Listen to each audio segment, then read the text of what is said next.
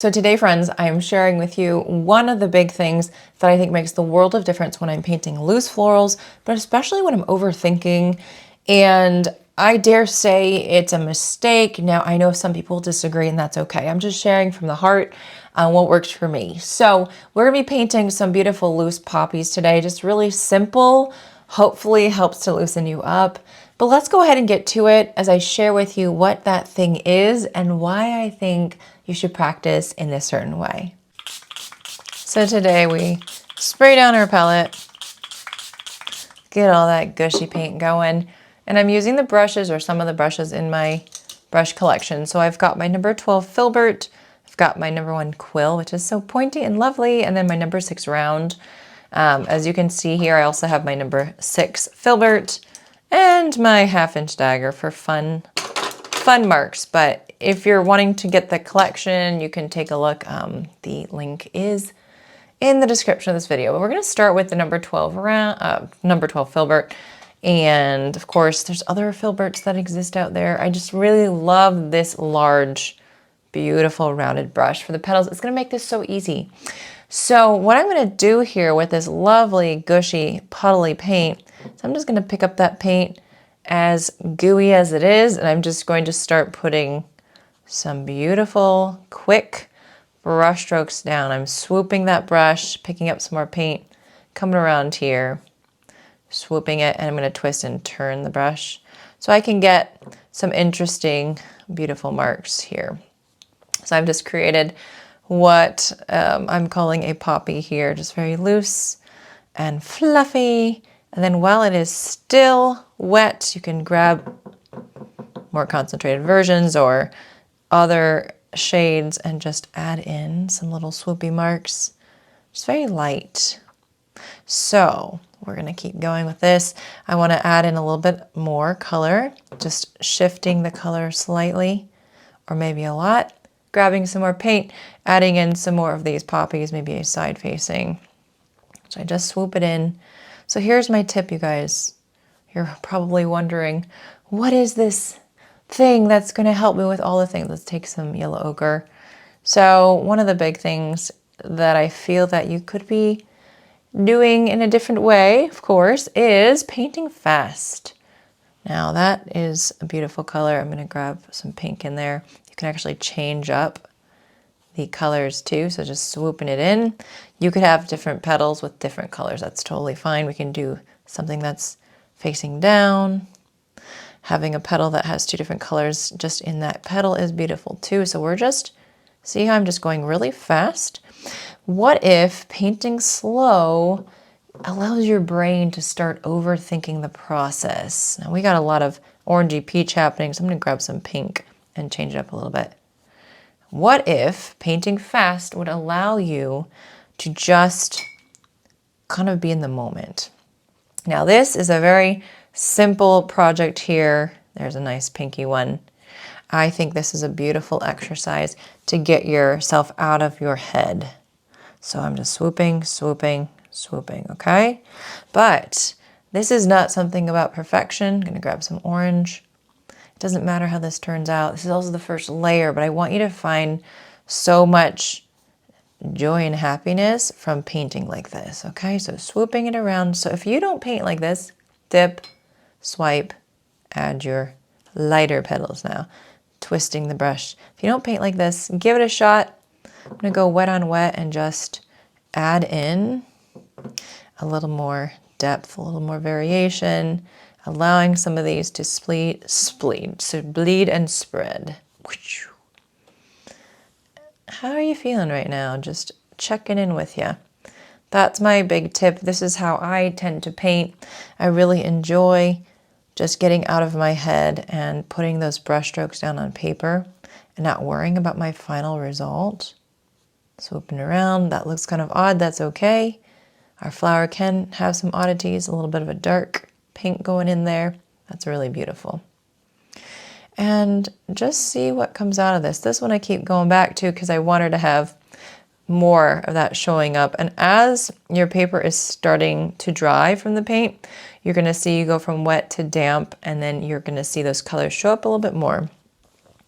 So just dipping in, getting some more of that really dark color. You can even do some outside of the flower you did. So now you have a different look as you're layering your flowers. And we're gonna put some amazing stems in here. We're gonna put in some buds as well. It's just gonna be so cute. I'm going to clean my brush now. I'm gonna grab more of that yellowy, kind of yellow orangey look. And just a little bit, just a few little thin petals over here. We get so stuck in our head on the things that we want to see happen. Let's get some yellow ochre in here too. Really watery paint. That's what we're focusing in on today. Really big, swoopy petals. Now, if this is really hard for you to do, don't worry. It's a practice. You just keep practicing on your sheet, and it's going to get easier as you keep playing with the paint and the color. Actually, before we finish that, I'm going to grab some of this orange and just wet on wet, just add a little bit of cool depth here. Taking my number 1 quill, if you have a number 10 round, that's going to work just fine as well.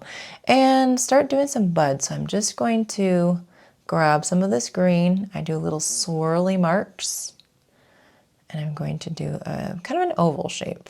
You can leave a little bit of some white space so that you can fill that in with some pink or whatever petal color you want to fill in. And that'll work well. These don't have to be perfect. I do love to make them pretty concentrated. I think they just have a nice, beautiful contrast with the flowers. And over here too. And I'll do one over here as well, 2 of them. They don't have to be perfect, all right? Grabbing some more of this green, just a combination, whatever you'd like to do. I'll put one over here. And you can even start to add your stems. The stems are just going to be flowy and have a lot of movement to them. Kind of follow through like that. Grabbing whatever green you would like. I like to do pretty concentrated, but that doesn't mean that that's what you have to do. And these always lean down. The buds are always kind of leaning down, and then when they open, they kind of go up like this.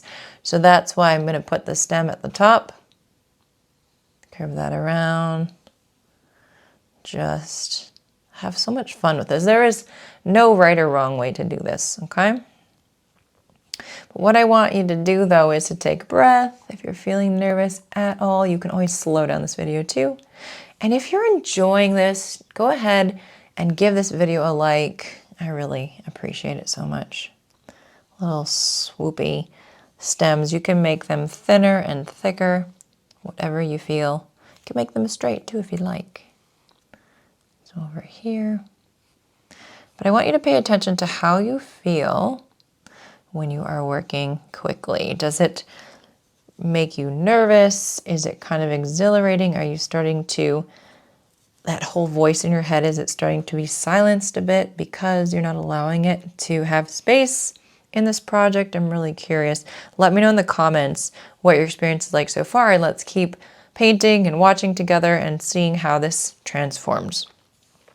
So, cleaning off that brush, I'm going to take my number 6 because I want a little bit more precision, still thick paint. Woo, slipping around. Okay, dab the brush. And then, oh, this one didn't get a stem. Boop, perfect. So just do some little lines to connect your stems to the flower. It doesn't have to match the stem color either. This is art. Just flow with it, enjoy it. In the last video, if you hadn't watched it yet, we did trees. We did a bunch of different trees over and over, filling up our page. And so now we're filling up our page with some beautiful poppies. It's just a fun little contrast. There we go. Okay, so I'm going to clean that off. And then at this point, what you can do is dry and then come back to it. There's some of these where I can put the middles in and it would be okay. I'm actually going to do that, and then we'll dry what we need to dry and add a few more details and middles and and some splatter and we'll be done. So for this one, I'd like to do some green in the middle. So I'm just going to do some little dabbings for the middle here. Let's do this one too. If it spreads, see that's spreading there. That means there was a lot of water on my brush. More concentrated paint, a little bit less spreading. That looks really pretty though. I like that. And then over here too, if you want to change the color and do darker or like yellow, go for it. But remember with watercolor, there's spreading that happens and just embrace that. Nothing wrong with that. So clean it, dab it, and then we're gonna add in whatever color, dark colors or light colors. I'm gonna go with the brown here, a little bit more water. So just swirling the brush, dabbing that so we get the excess off, and then just little eyelashes. I know that this is still a little damp, so it's gonna give me some diffusion versus like a very bold mark. And that's okay. Sometimes you can darken it up a little bit more, a little bit longer or thicker. And then over here too, we'll do the same thing. And then over here, I'm going to actually use yellow. So cleaning that off, grabbing that yellow, swirling. Actually, let's add in some of this yellow ochre too. And then just try to put in those marks. It's still wet, so it's gonna spread, but I like that softer look. Okay. All right, I'm going to dry everything and we'll get back to a few more details. Because we've done wet on wet, you don't really have to do a lot of details over it. You could just leave it like that. And that variation of color is beautiful, but I would like to do some more details over the top. I'm actually going to take, for some of them at least, if not all, I'm going to take my quill. I do want to add in some color right here for some of these buds. So I'm just going to grab my fluorescent pink. I think that's just a fun little accent there. Just for all those. And then what I want to do is take slightly more concentrated versions of what we've already put down. Nothing too crazy, but I just want to start putting in some squiggly marks like this. Just a little bit of extra color here. Just really quickly going over some of these, some pink here too. And for some of these, I might just press with the side of the brush to create a thicker mark, and then other parts, some squiggly lines, some dots or dashes, which can help with kind of the movement of the flower. And then, I like to go on the edges of the petals sometimes, and sometimes in between petals, just to accentuate. But I'm just going around using different, variations of the color just to create some variety and keep it really pretty. This quill has a really nice point, which is why it gives me some very thin and thick marks, whatever I'm looking for.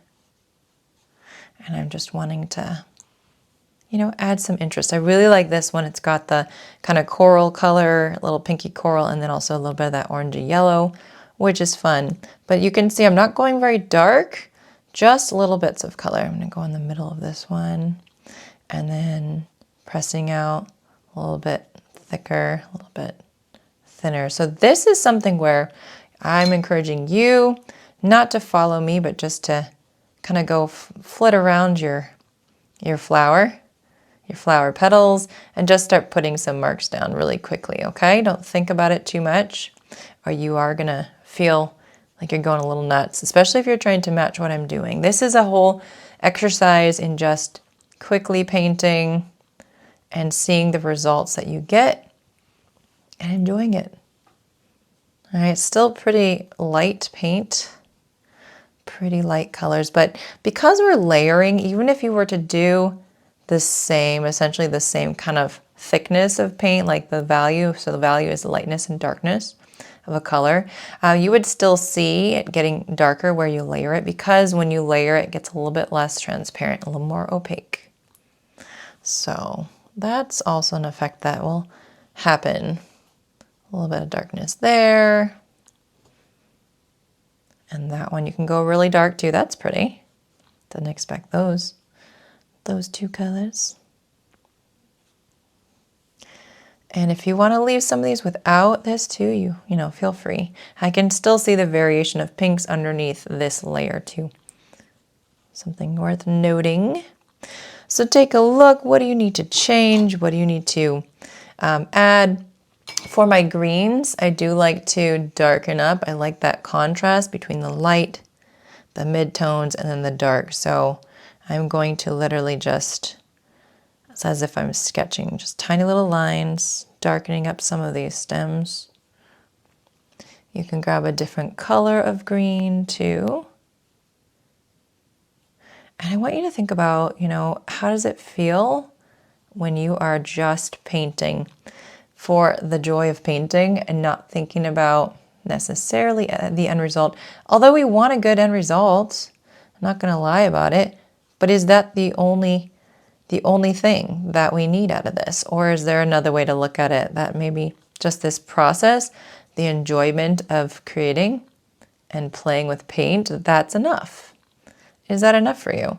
If you don't feel like it's enough for you, can it become enough for you? Can you tell yourself that you can be satisfied with that? Because here's the thing, it's going to take you, if you are just starting, for example, it's going to take you a while before you feel very proficient. If you've been doing this for a while, you might feel frustrated with some of the direction that your painting journey is going. It all comes together little by little, just one brushstroke after another. I mean, it's kind of crazy how it compiles, and then one day you're like, oh wait, you sort of recognize the changes, and it's really fun. Watery pink paint here, just tapping my brush for some splatter. I'm going to go with a little bit of a green as well. And I think that's it. So take a look at your painting, and I want you to think of a couple of things that you love and just embrace it. That's what you're going to continue practicing. And next time, if there's anything you didn't like, just, you know, make an effort to not repeat it next time and just see where the project takes you the next time around. I do want to let you guys know that my watercolor and sketching course, my art course, is launching this week. The link is below. Join the waitlist so that you can get a large discount when the course launches. I'm really excited about it. It is the second launch from my course in March. So if you haven't signed up and you're thinking about it, definitely check out the link below. It'll give you a bit more information, and then you'll get updated when we launch. Alrighty, my friends, I really hope you enjoyed the video today and was able to practice some loose florals with me. Let me know in the comments what you enjoyed about it, if there's any tips or tricks you want to share as well. I'd love to hear your feedback. I want to remind you guys that link below are my watercolor brushes if you'd like to snag a set yourself. And my France retreat, we still have spots available for that, so that's linked below too. If you want to go with me, just check it out, share it with someone else. It might be something that is on a bucket list for you one day.